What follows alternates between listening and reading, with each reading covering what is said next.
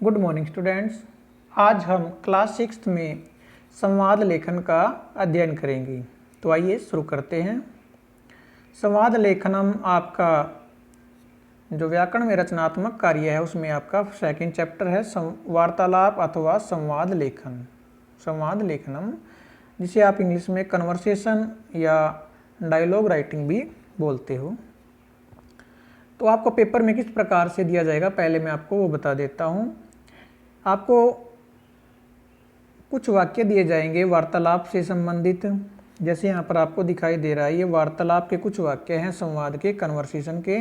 इनमें आपको फिलअप दिए जाएंगे इस प्रकार से, और इन रिक्त स्थान में जो भी शब्द आपने भरने हैं वो आपको एक मंजूषा के रूप में दिए जाएंगे, जैसे कि यहाँ पर ऊपर लिखा हुआ है। ठीक है, तो आपने इस संवाद को पढ़कर व मंजूषा में दिए गए शब्दों का अध्ययन करके इस संवाद को पूरा करना होता है।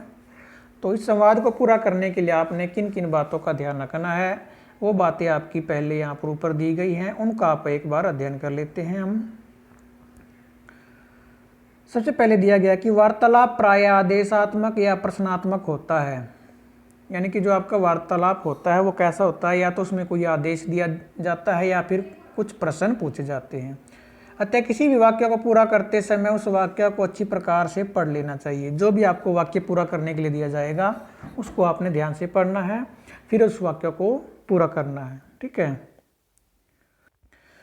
आगे कहता है जहां तक संभव हो वाक्य संक्षिप्त होने चाहिए, यानी कि आपके वाक्य छोटे होने चाहिए। ठीक है, जो भी आप वाक्य बनाओगे। दूसरा कहता है वार्तालाप में काल का विशेष ध्यान रखना चाहिए, यानी कि समय का विशेष ध्यान रखना चाहिए कि किस समय से संबंधित बातें हो रही हैं, क्योंकि काल पर ध्यान न देने से की अवस्था में आपका वाक्य या आपका उत्तर है वो गलत हो सकता है। यानी कि आपको समय का ध्यान रखना, वर्तमान काल में बात हो रही है या भूतकाल में या फिर भविष्य काल के बारे में बातें हो रही है। आगे कहता है वार्तालाप में वाक्यों में परस्पर संबंध होना अत्यावश्यक है। जो आप वार्तालाप कर रहे हैं उसमें आपके जो जितने भी वाक्य हैं सभी का आपस में संबंध होना चाहिए। वार्तालाप दो या दो से अधिक व्यक्तियों के बीच में भी हो सकता है, यानी कि दो व्यक्तियों में या दो से अधिक व्यक्तियों में भी वार्तालाप हो सकता है। वार्तालाप टेलीफोन पर भी हो सकता है, इसके बारे में आप जानते ही हो। आमतौर पर वार्तालाप में पूछे गए प्रश्नों के उत्तर वार्तालाप में ही मिल जाते हैं, यानी कि जैसा कि इन्होंने ऊपर बताया कि वार्तालाप या तो आदेशात्मक होता है या प्रश्नात्मक होता है। तो वार्तालाप में जो भी प्रश्न पूछे जाते हैं उसके उत्तर आपको वार्तालाप में ही मिल जाते हैं। तो यहाँ पर नीचे आपको एक वार्तालाप जैसे आपको दिया गया है। तो सबसे पहले जो आपके वार्तालाप दिए गए हैं ये थोड़े लंबे हैं, यानी कि थोड़े कठिन हैं। तो सबसे पहले हम जो आपके सरल वार्तालाप है उनका अध्ययन करते हैं। आपके जो 1 से 6 तक के वार्तालाप हैं, जो संवाद लेखन है वो थोड़े कठिन है। उनमें आपके जो वार्तालाप है वो आपको पूर्ण वाक्य, यानी कि आपको उसमें सेंटेंस दिए गए हैं उनकी सहायता से आपने उनको पूरा करना है। और जो 6 से आगे की वार्तालाप है वो एक एक शब्द से आपसे, उनमें एक एक शब्द दिया गया है, उन एक एक शब्दों की सहायता से उनको आपने पूरा करना है। तो ये आपके सरल होते हैं थोड़े। तो पहले हम सरल वाले वार्तालाप का यानी कि संवाद का अध्ययन करेंगे। ऊपर वाले वार्तालापों का 1 से 6 तक का अध्ययन हम बाद में करेंगे। ठीक है, तो हमारा 7वां जो वार्तालाप है पहले हम इसका अध्ययन करेंगे। 7 और 8 का आज हम अध्ययन करेंगे। तो 7वें को देख लेते हैं पहले। इसमें आपको क्या दिया जाएगा, एक मंजूषा दी जाएगी जैसे यहाँ पर दिया गया। यानी कि मंजूषा में क्या होता है, कुछ शब्द दिए जाते हैं आपको और उसके नीचे आपको कुछ वाक्य दिए जाएंगे, उसमें आपको रिक्त स्थान दिए जाएंगे जैसा आपको चित्र वर्णन में दिया जाता था। इन शब्दों की सहायता से आपने वार्तालाप को पूरा करना है। तो इन शब्दों को पहले हम देख लेते हैं क्या क्या शब्द दिए गए हैं, इन शब्दों का क्या क्या अर्थ है। तो सबसे पहला आपका शब्द है जयपुर नगरात। जयपुर नगरात का अर्थ होता है जयपुर नगर से। ठीक है, ये आपका पंचमी विभक्ति है जो आपने शब्द रूप याद किए थे। तो पंचमी विभक्ति है आपका, और पंचमी विभक्ति होती है आपकी अपादान कारक। ठीक है, पंचमी विभक्ति होती है आपकी अपादान कारक, और अपादान कारक का जो निशान होता है वो क्या होता है, से अलग होना। तो जयपुर नगरात का अर्थ हो जाएगा जयपुर नगर से। आगे क्या आता है, विद्याभ्यासार्थम। विद्याभ्यासार्थम का अर्थ होता है पढ़ने के लिए, यानी कि विद्या का अभ्यास करने के लिए, यानी कि पढ़ने के लिए। ठीक है। और उसके बाद दिया गया है किम तव नाम। किम तव नाम का अर्थ होता है किम क्या, तव तुम्हारा, नाम नाम है, यानी कि तुम्हारा नाम क्या है। रविवासरा ये का अर्थ होता है रविवार, यानी कि एक दिन का नाम है, संडे जिसको आप बोलते हैं। ठीक है। उसके बाद आपका बनसतली विद्यापीठ है। बनसतली विद्यापीठ में, तो विद्यापीठ है यहाँ पर सप्तमी विभक्ति है, यहाँ पर कौन सी है, सप्तमी। जैसे आपकी बालक में सप्तमी बनती थी बाल के। ठीक है। तो इसी प्रकार आपकी बन जाएगी विद्यापीठे। तो विद्यापीठे का अर्थ हो जाएगा विद्यापीठ में, क्योंकि सप्तमी का जो कारक होता है वो होता है आपका अधिकरण कारक। ठीक है। और अधिकरण का निशान होता है आपका में और पर। ठीक है। तो विद्यापीठ का अर्थ, विद्यापीठे का अर्थ हो जाएगा आपका विद्यापीठ में। ठीक है। उसके बाद आपके वाक्य दिए गए हैं। लता कहती है बाले, हे बाला, बाला यानी कि ये लड़की, तो डैश, तो डैश में आपका क्या आएगा, इसमें सबसे पहले किम तव नाम, तो वो सबसे पहले उसका नाम पूछेगी कि हे लड़की तुम्हारा क्या नाम है। तो उसके बाद रमा कहती है, जो दूसरी लड़की है, अहम रमा अस्मि, मैं रमा हूँ, मैं रमा हूँ। लता कहती है रमा सुंदरम नाम, सुंदर नाम, यानी कि तुम्हारा नाम सुंदर है। त्वम कुतः आगच्छसि, त्वम कुतः आगच्छसि, त्वम तुम, कुतः कहाँ से, आगच्छसि आई हो, तुम कहाँ से आई हो। रमा कहती है डैश, तो जगह का नाम बता रही है वहाँ से, तो यहाँ पर आपका आ जाएगा जयपुर नगरात। तो जयपुर नगर से, क्या कहती है, जयपुर नगर से। आगे आती है लता, कथ्य कहो या बताओ, किमर्थम त्वम अत्र आगता। किमर्थम किस लिए, किमर्थम क्या होता है किस लिए या क्यों, त्वम तुम, अत्र यहाँ, आगता आई हो, तुम यहाँ क्यों आई हो। तो कहती है लता कहो यहाँ तुम क्यों आई हो, या तुम यहाँ क्यों आई हो। तो रमा कहती है क्यों आई है वो, पढ़ने के लिए। तो इसमें आ जाएगा आपका विद्याभ्यासार्थम। ठीक है। विद्या अभ्यासार्थम, पढ़ने के लिए।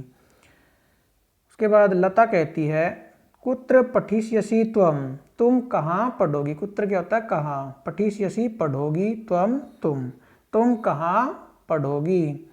तो यहाँ पर कहाँ पढ़ेगी वो, यहाँ पर एक विद्यापीठ का नाम दिया गया बनसतली विद्यापीठ है, बनसतली विद्यापीठ में। तो फोर्थ में आ जाएगा आपका बनसतली विद्यापीठ है। उसके बाद है लता कहती है स्वह कै वार अस्ति, कल क्या, वार क्या होता है दिन या दिवस है, कल क्या दिवस है, यानी कि कल क्या दिन है। तो इसमें दिन का नाम दिया गया आपको रविवासर है, तो इसमें आ जाएगा फिफ्थ में आपका रविवासर है।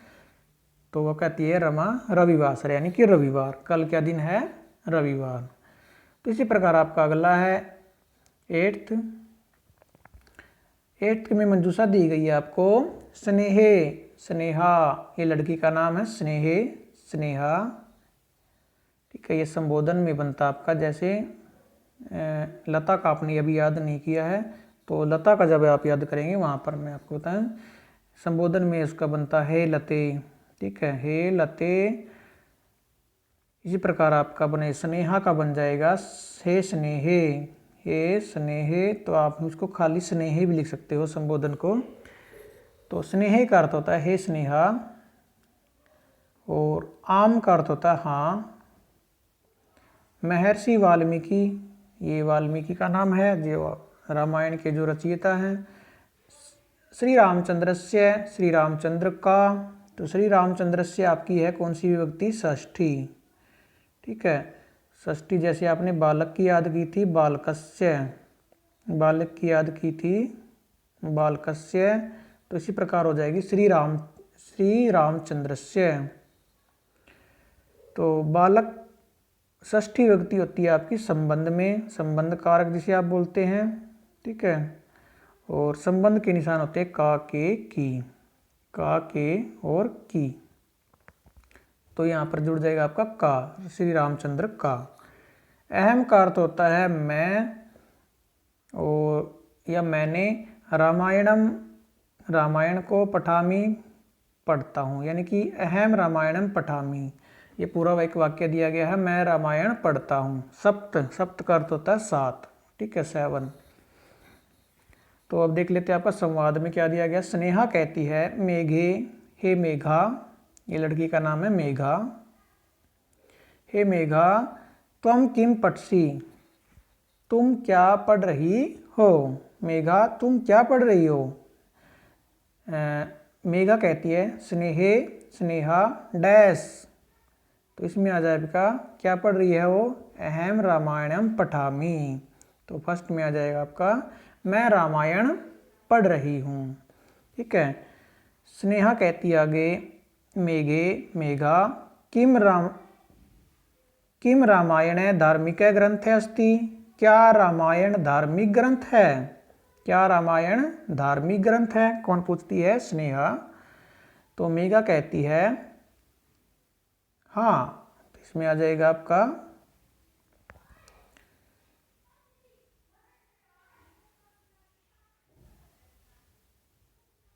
स्नेहे आम, दोनों आ जाएंगे, स्नेहा हाँ, स्नेहा हाँ, ठीक है। उसके बाद आता आपका स्नेहा कहती है मेघे रामायणे कस्य जीवनस्य वृत्तमस्ति। रामायण में कस्य किसके, जीवनस्य जीवन की, वृत्तम कहानी, वर्तते है। रामायण में किसके जीवन की कहानी है या वृत्तांत है, घटना है। रामायण में किसके जीवन की घटना है, ठीक है। वृत्तम क्या होता है, घटना या कहानी, ठीक है, घटना आप लगा सकते हैं। रामायण में किसके जीवन की घटना है, यानी कि किसके जीवन के बारे में रामायण में बताया गया है। तो मेघा कहती है स्नेहे, स्नेहा, तो किसके जीवन के बारे में रामायण में, आपको पता ही है रामचंद्र के बारे में है, तो इसमें आ जाएगा श्री रामचंद्रस्य, ठीक है। तीसरे में आ जाएगा आपका श्री रामचंद्रस्य, श्री राम के।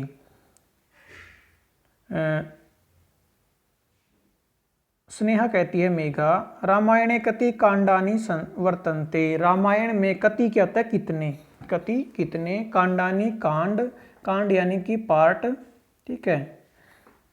जैसे आपकी बुक में अध्याय होते हैं, उसी प्रकार रामायण में के जो पार्ट हैं उसको हम क्या बोलते हैं, कांड। और जो रामायण में है कितने कांड हैं, टोटल 7, यानी कि रामायण के 7 भाग किए गए हैं और उन भागों को हम क्या कहते हैं, कांड।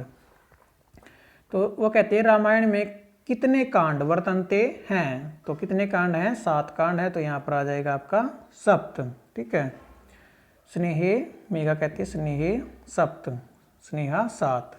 उसके बाद आएगा आपका अंतिम वाक्य है, स्नेहा कहती है मेघे, मेघा रामायण से रचयिता कह। रामायण के रचयिता कौन है, तो रामायण के रचयिता कौन है, महर्षि वाल्मीकि है। तो मेघा कहती है स्नेहे, यहाँ पर आ जाएगा आपका महर्षि वाल्मीकि, जो आपको ऊपर दिया गया है महर्षि वाल्मीकि, ये आपका लास्ट में आ जाएगा, ठीक है।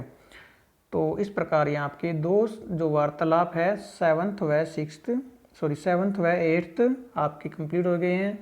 और इन्हीं 2 को आपने बुक में फिल करना है और एक बार खुद से इनको हल करके देखना है बुक में ही। इस प्रकार आपसे पेपर में इनको पूछा जाएगा, ठीक है। तो आज के लिए सिर्फ हम यहीं तक पढ़ेंगे, बाकी जो भी आपका रहता है उसको हम नेक्स्ट वीडियो में अध्ययन करेंगे, जो भी आपका सिलेबस आगे किया जाए।